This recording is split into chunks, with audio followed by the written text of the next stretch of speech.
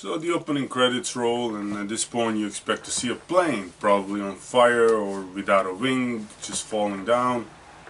Next thing you know, it's falling on the downtown metropolis, and then all of a sudden there's a blue blur, and he jumps in front of the plane, stops the whole thing, zooms off, and the Daily Planet headline next day is, "Who is the mysterious superhero that saved the plane?" And of course Lois Lane, the talented and beautiful reporter for the Daily Planet, is probably on the plane. As usual. Well, that may have been your daddy's Superman, but this is Zack Snyder's Superman. Things kind of work differently here. It was our Superman too, man. After Warner Brothers had a successful run with the Dark Knight trilogy that offered a dark take on Batman, they figure, why not do the same thing for the Superman? See how Man of Steel works with the dark undertone, and it actually does work.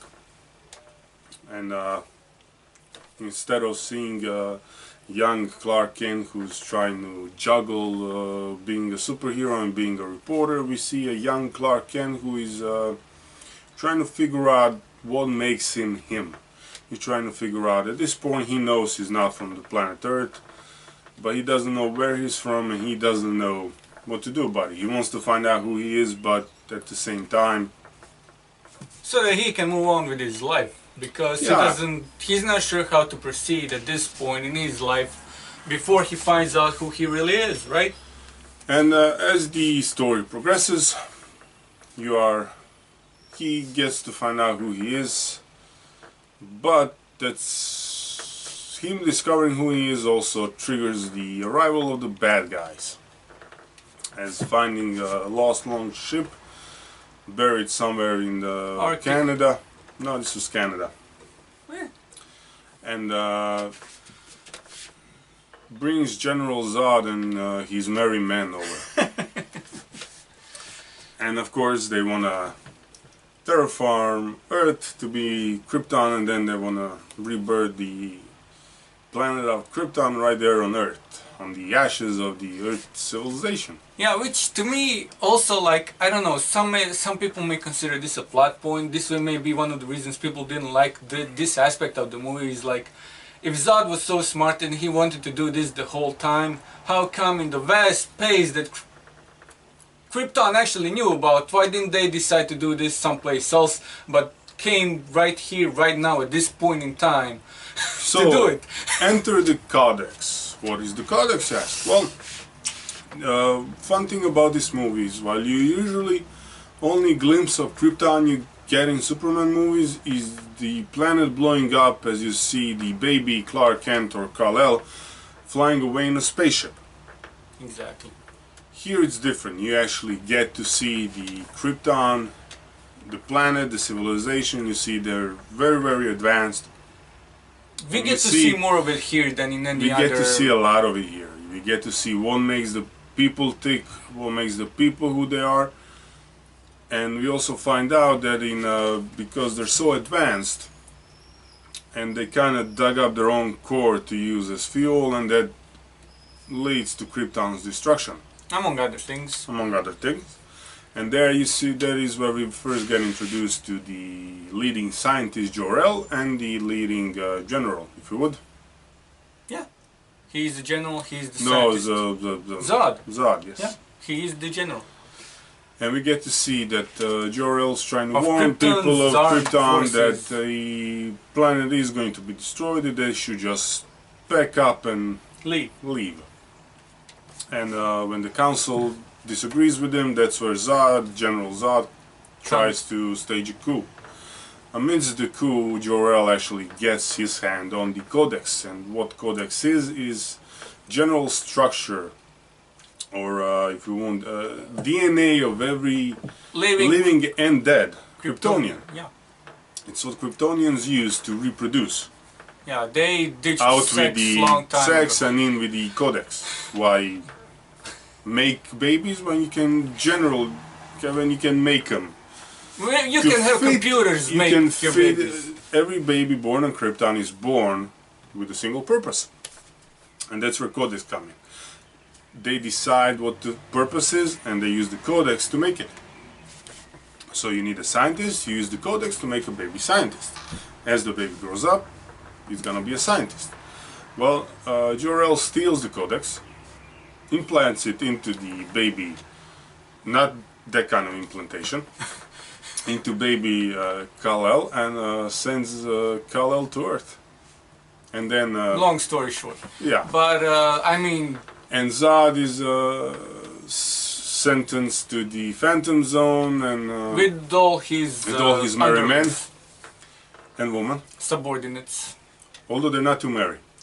But... no, very, very, very frustrated. So, and then the Krypton blows up and it frees General Zod out of the Phantom Zone and his unmarried men. And then they spend the next 33 years Yep. going from planet to planet, trying to find where has Jor-El sent Kal-El, because as far as they know, that's where the Codex is, and they can use that to remake Krypton in their own way. And hence, when the Clark Kent on Earth finds who he really is, it triggers a tracking device on the ship that leads Zod. It alerts Zod. He comes down and starts blowing stuff up.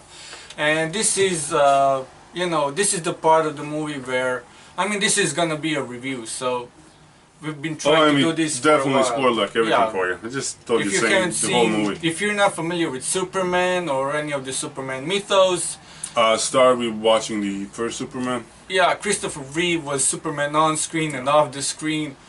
He embodied the role perfectly. I mean, Henry Cavill does a heck of a job, but Christopher Reeves is always gonna be Superman. Definitely. You know, but Henry does a fantastic job. This is gonna be spoiler heavy. Definitely, We already spoiled like half. We've been trying to do this for a while. So, yeah, our thoughts about Man of Steel. We've talked about our thoughts before. So we tried. We decided to finally like put in one single video dedicated to the Man of Steel movie, and we saw this at the midnight premiere almost 4 years ago. Yeah, when it came out. Yeah. 2013. Yeah, it was summer, I guess. Yeah, But, July. July? Yeah. 12, I think. So almost 4 years ago.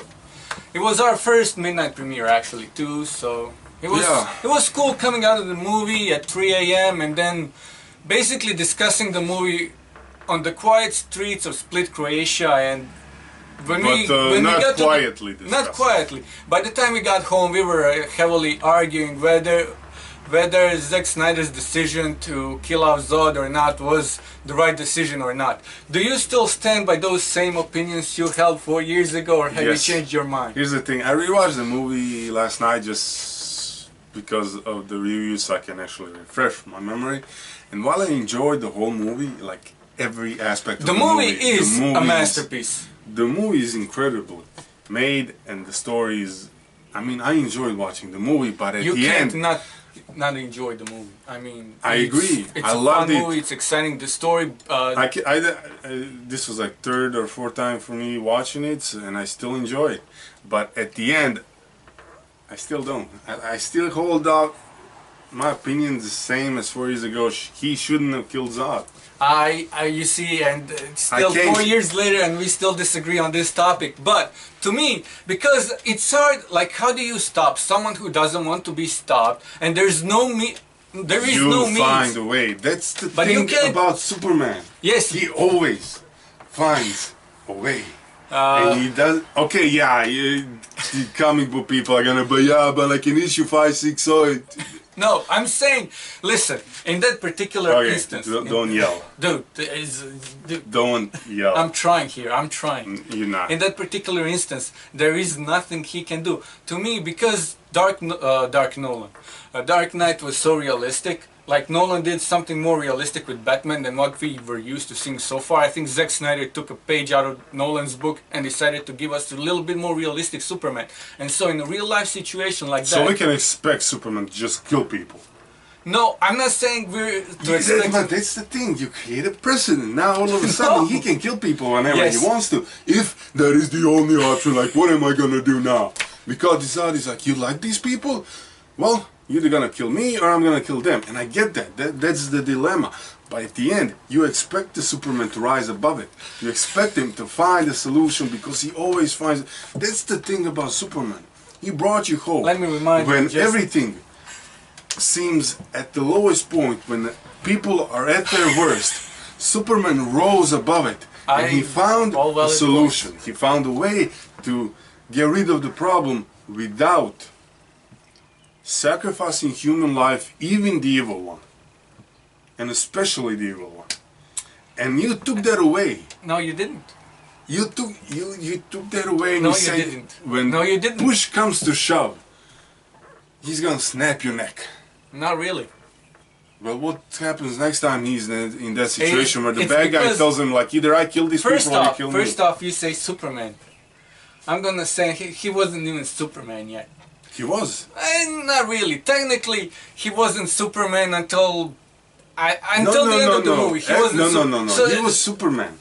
Because at that point, he found his father. He found what he was looking for, and he found his purpose. You actually see him in the movie as he finds his purpose. Fine. Okay, I'll give you that. I watched it last night. Yeah, I know. I'm fresher on these things. Okay, good. He actually finds Even his purpose. And he... Yes. Let's not get... No. You brought it up. Okay. Amy Adams as Lois Lane. She asked him, what was the S for? He stand for, What does he tell her? Hope. On my planet, it's not an S. It means hope. Right. Hope that I'm gonna snap your neck if you get out of line, young man. But listen. You can't... It's a different take on Superman. So what happens in this alternate reality is Superman never actually killed anyone before. He never even really got into a real conflict. All he did was save people from natural disasters or disasters caused by human error in some way or another. I'll let you talk, let me talk. To take your point, he wasn't Superman at that point. Exactly, he wasn't Superman. So at that point. At that point. Exactly. But once he faced Zod, he came face to face with a completely new enemy, with a completely new opponent, with an unknown mystery to him.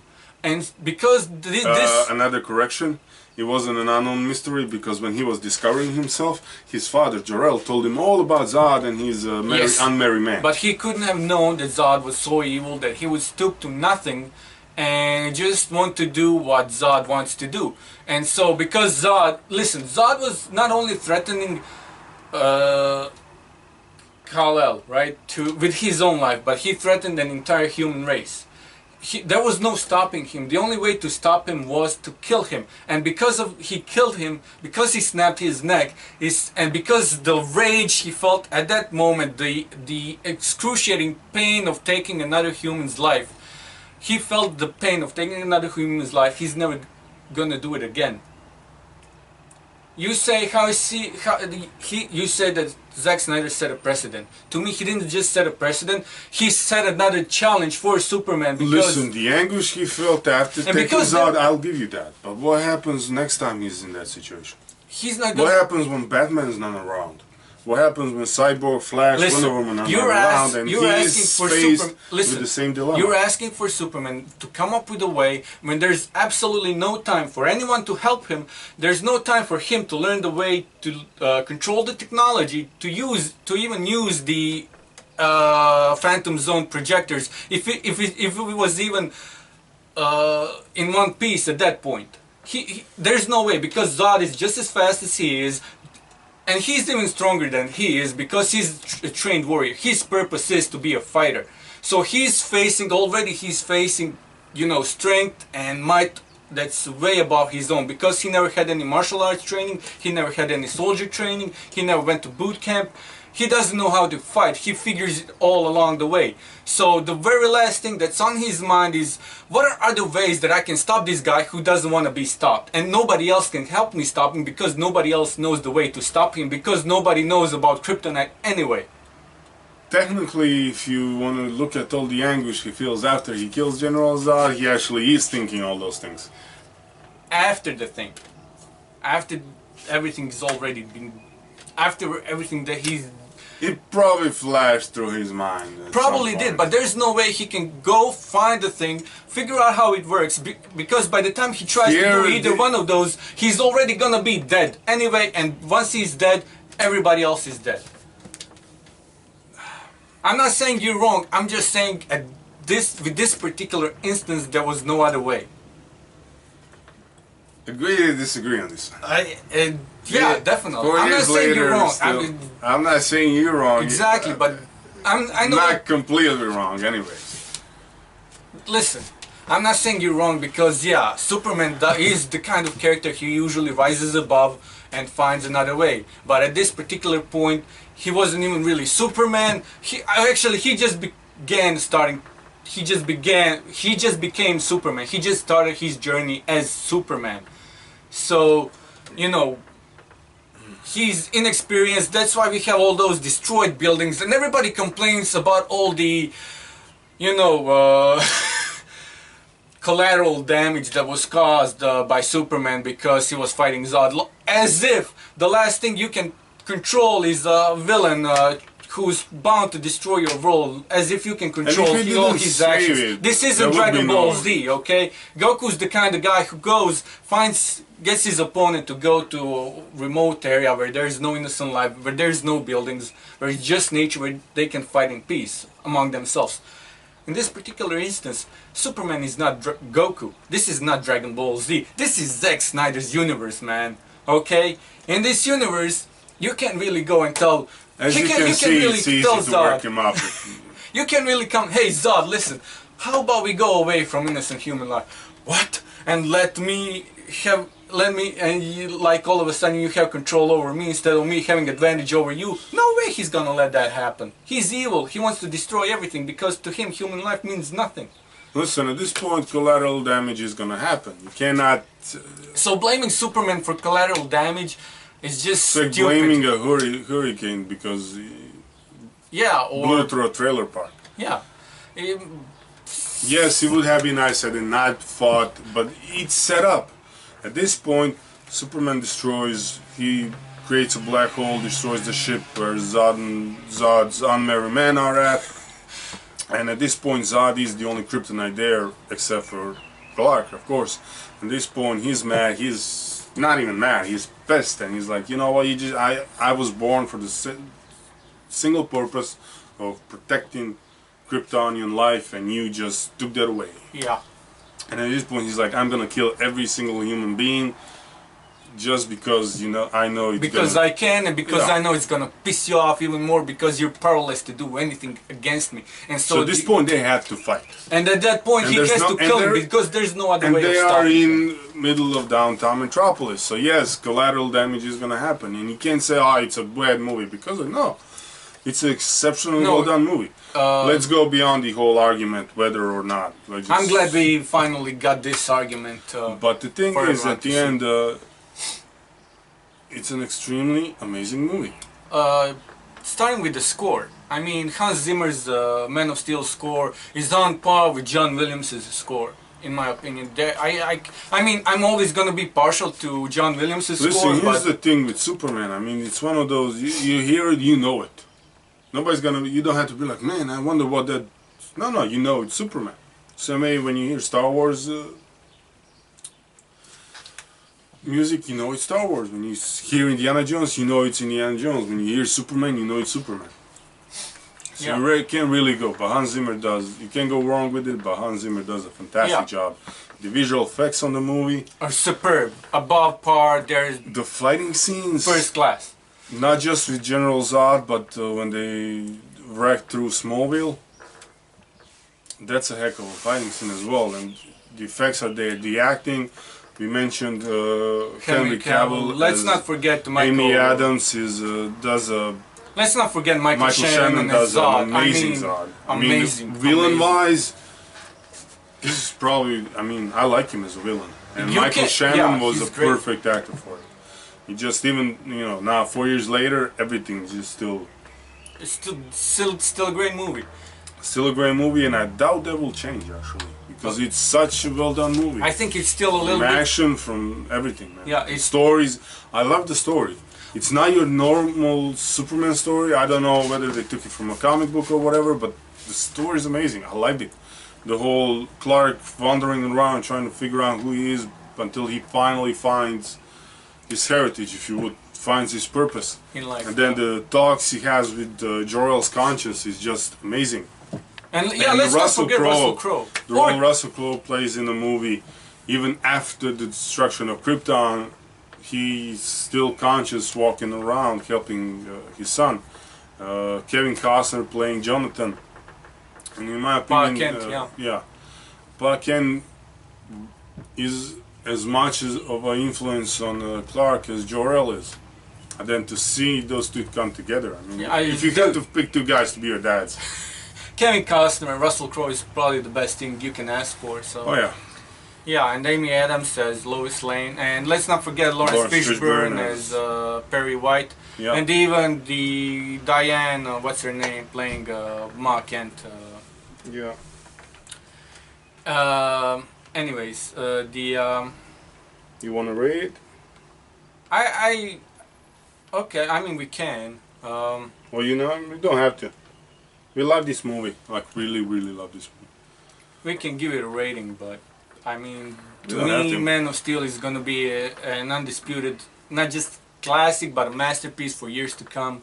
Maybe even until the next Superman iteration on the big screen, maybe even further. We want to see what Warner Brothers does with the Man of Steel 2. Yeah. Because it's gonna happen, they're gonna be making it. And it really depends on I don't know if they'll be making it, but to me... Oh, they'll make it. They'll make the sequel. That remains to be seen. But that's... Listen, if you came here because of recent Zack Snyder news, this is not supposed to be what that was. This is not a clickbait. Wasn't intended to be a clickbait, so if you came here for that, I'm glad you stuck around until this point, but this wasn't what that was for. You're probably watching this in June.